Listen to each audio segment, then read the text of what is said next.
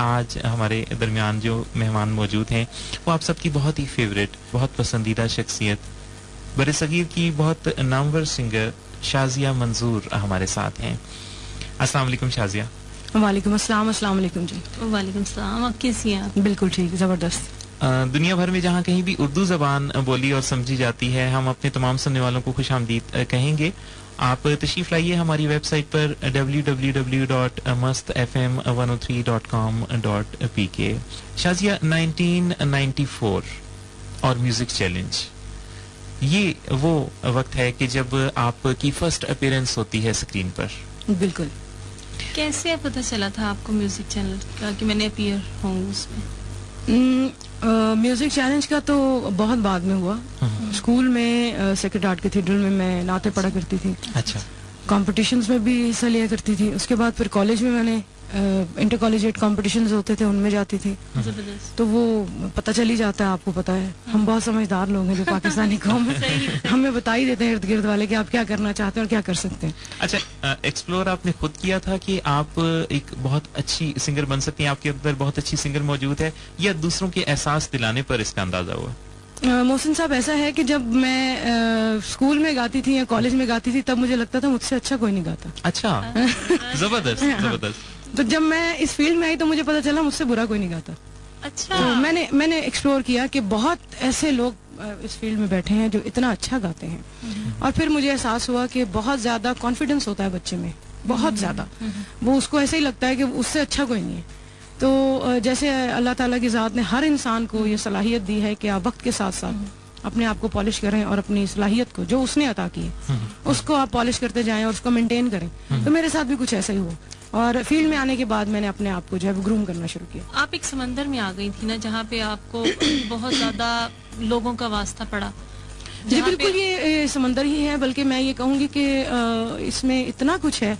जैसे जैसे आपको वो कहते हैं ना पता चलना शुरू हो जाता है। एक दफा मैंने किसी इंटरव्यू में नौशाद साहब को ये कहते सुना था कि किसी ने उनसे पूछा कि आप नौशाद साहब से मौसीकार आजम का उनको खिताब मिला बरसगीर में, तो उन्होंने पूछा कि आपको मौसीकी की कुछ समझ आई है? तो नौशाद साहब ने जवाब दिया था कि जब मुझे समझ आने लगी है तो मुझे सामने मौत नजर आ रही है। तो ये एक ऐसा काम है कि वाकई मुझे ऐसा लगता है जब समझ आनी शुरू होगी तो आप एंड की तरफ चलें, क्योंकि लामहदूद ज़ात सिर्फ खुदा की। बहुत ही खूबसूरत। और अजीज सामीन, आप आज के प्रोग्राम से यकीनन हमारी तरह बहुत लर्न भी कर सकते हैं। जैसा अभी शाजिया ने बहुत खूबसूरत बात कही कि जब गाना शुरू नहीं किया था, बहुत इब्तदाई स्टेज थी, तो यूं लगता था कि जैसे मुझसे अच्छा कोई नहीं, और फिर जब इस समंदर में गोताजन होके देखा तो यूं लगा कि बहुत इर्द गिर्द बहुत ज्यादा काम है। तो ये जो ज़र्फ है, वो जुमला आप कह दे मोहसिन साहब, मुझे बड़ी खुशी होती है उसको कहने में कि मुझसे बुरा कोई नहीं। मेरा ख्याल है कि जब आप अपने आप को थोड़ा सा इस अंदाज से देख रहे होते हैं कि अभी बहुत कुछ करना बाकी है, तो यही तो वक्त होता है आपकी ग्रूमिंग का, आपके आगे बढ़ने का। जब हम अपने आप को परफेक्ट कहते हैं, परफेक्शन समझ से हमें आ गई है, तो वहीं से हमारा ज़वाल शुरू हो जाता है। अभी आपने शुरू में एक आयत चलाई थी, मैं सुन रही थी कि मेरी चाहत को अपनाओगे तो मैं तुम्हारी चाहत को बख्श दूंगा। तो मेरे ख्याल में उसमें पूरी कायनात है। बहुत खूब। आप के बारे में अमूमी तासुर ये है आपके परस्तारों का कि आप बहुत संजीदा हैं और आप अपनी लाइफ के बारे में बहुत एक क्लियर विजन रखती हैं।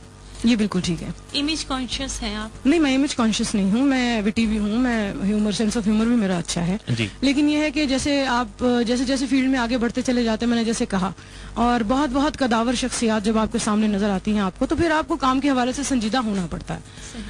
आम जिंदगी में आप मजाक करें, वो सब कुछ करें, वो कोई मुमानत नहीं है उसकी, लेकिन यह है कि काम के हवाले से जितने संजीदा होते जाएंगे उतना ही ज्यादा आप आगे बढ़ेंगे, क्योंकि एक वक्त में आपको ये अंदाजा होना शुरू हो जाता है कि आपके सुनने वाले जो आपसे बहुत कुछ एक्सपेक्ट कर रहे हैं, तो वो एक्सपेक्टेशन के लिए भी आपको संजीदा होना बहुत जरूरी है। आपके स्कैंडल्स नहीं आए?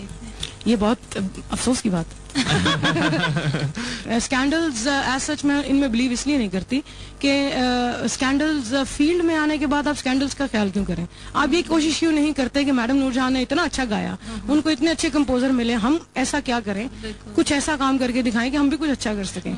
ये बताइए शाजिया कि बहुत सारे परस्तार जो हैं वो बहुत जज्बाती ताल्लुक में आ जाते हैं, बहुत जज्बाती रिलेशन होता है उनका। आपके कभी किसी परस्तार ने आपको प्रपोज किया हो? नहीं, ऐसा कुछ नहीं हुआ, अल्लाह का शुक्र है वैसे। लेकिन ये है कि जज्बाती, मैं खुद बहुत ज्यादा जज्बाती हूँ अपने सुनने वालों के हवाले से। अच्छा। लेकिन वो उस तरफ नहीं है कि प्रपोज करना।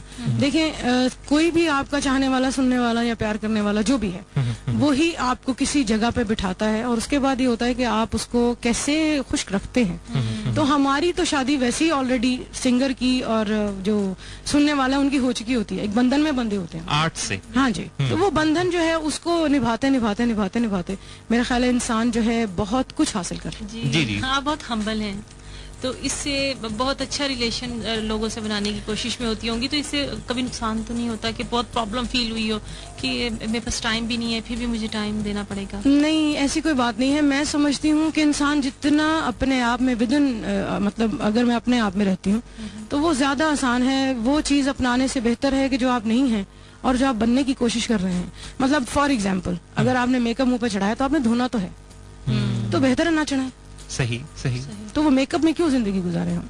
मैं वो आर्टिफिशियल मेकअप की बात नहीं कर रही, मैं वैसे ही बात कर रही हूँ जो चेहरे पे आप पर्सनालिटी आप अपनी चेंज करके, आपको लोग एक्सेप्ट करते ही करते हैं जैसे आप हैं। टैलेंट तो सामने आता ही है। शाजिया मंजूर, ये बताइए कि आप की बहुत तारीफें हुई होंगी इस तमाम अरसा में, कोई ऐसा कमेंट, कोई ऐसी तारीफ जो आज तक ना भूली हो? मोहसिन साहब, मैं 2000 में जब गई थी यूके टूर करने के लिए, तो वहाँ पर इसी तरह BBC एशिया नेटवर्क पे हम लोग इंटरव्यू कर रहे थे। वहाँ पर एक कॉल आई थी मुझे, एक खातून थी जो कि सिख थी। अच्छा। शो था हमारा और उसमें वो पार्टिसिपेट करना चाहती थी। मुझे उन्होंने कहा कि मैं आ नहीं सकती हूँ, मैं माजूर हूँ, मेरी दोनों टांगे नहीं है, तो आप मुझे यहाँ सुनाए, लेकिन मैं ये चाहती हूँ कि मैं आपका शो भी देखूँ। तो मैं ऐसा क्या करूँ कि मैं शो भी देखूँ और लिटरली वो खातून रो रही थी रेडियो पे। तो मैंने उस दिन ये कहा था, मैंने कहा जी बात यह है कि फर्स्ट शो तो किसने देखा है, आज फर्स्ट शो होगा BBC एशियन नेटवर्क पे, और मैंने उस दिन 8-9 गाने सिर्फ उस खातून को डेडिकेट किए थे। अच्छा। और जिस तरह से उसने तारीफ की थी, मेरे ख्याल में मेरे लिए वो अल्टीमेट कमेंट्स थे। क्या फीलिंग्स है स्पेशल पर्सन्स के लिए आपके दिल में, कैसा पाती हम भी स्पेशल पर्सन ही हैं। अगर आवाज खराब हो जाए तो माजूर ही हुए ना। हाँ, सही है। मेरा गला खराब होता है तो मुझे ऐसा लगता है मैं दुनिया में नहीं हूँ।